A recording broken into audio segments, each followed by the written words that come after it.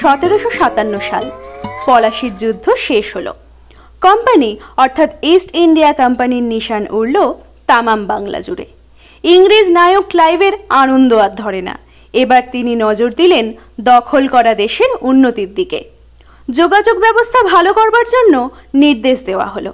সঙ্গে সঙ্গে নিয়মিত ডাক চলাচলের ব্যবস্থাও হলো। ওই বছর কলকাতা থেকে মুর্শিদাবাদ, ঢাকা, রাজমহল প্রভৃতি জায়গা পর্যন্ত চিঠি বিলির ব্যবস্থা হয়। 1774 সালে ওয়েভেন হেস্টিংস ডাক ব্যবস্থার কিছুটা উন্নতি করেন।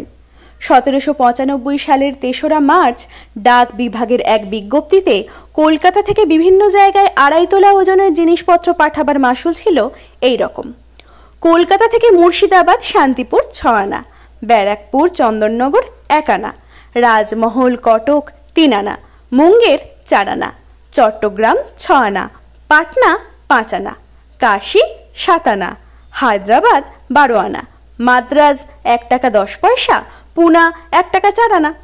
1784 সালে কলকাতার ডাক বিভাগ থেকে জানানো হয় বর্ষার সময় রাস্তাঘাটের অবস্থা দারুণ খারাপ থাকে বলে জুন থেকে সেপ্টেম্বর পর্যন্ত 4 মাস ডাক বিলি বন্ধ থাকবে। 1784 সালের পোস্টমাস্টার জেনারেল সি ককটেল জানিয়েছিলেন 9.5 ইঞ্চি লম্বা 4 ইঞ্চি চওড়া বড় মাপের খাম ডাকে পাঠানো চলবে না।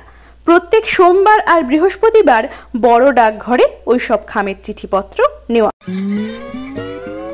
বর্ষার সময় কলকাতা তখন অন্য মূর্তি ধারণ করত, তাই বর্ষাকালে নৌকোয় ডাকবিলির ব্যবস্থা করা হয়।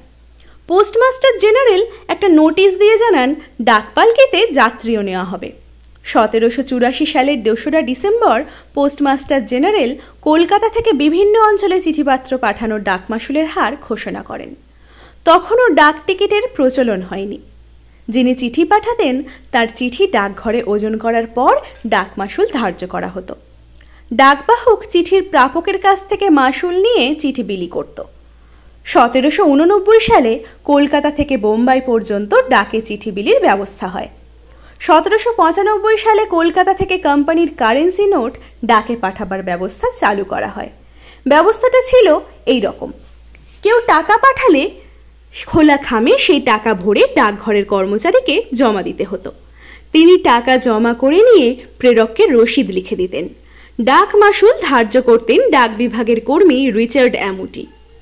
তার অফিস ছিল কলকাতার কাউন্সিল হাউস স্ট্রিটে। উন্নত ধরনের ডাক টিকিট চালু হয় 1837 সালে। কলকাতার ট্যাক্সেলের কর্নেল ফোর্বসের নকশা অনুযায়ী তালগাছের ছবিওয়ালা 2 আনা দামের টিকিট প্রথম ছাপা হয়। এরপর ইংল্যান্ডের দোলারু কোম্পানির কাছ থেকে টিকিট তৈরি হয়ে আসত।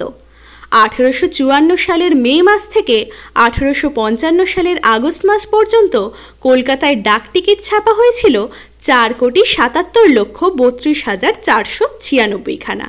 সে সময় আধানা বা 2 পয়সার টিকিট ছিল নীল রঙের, 1 আনার টিকিট লাল আর 4 আনার টিকিটের রং ছিল লাল নীল মেশানো।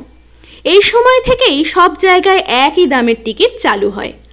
1845 সালে মোট চিঠি বিলি হয়েছিল 32,91,61,811 খানা।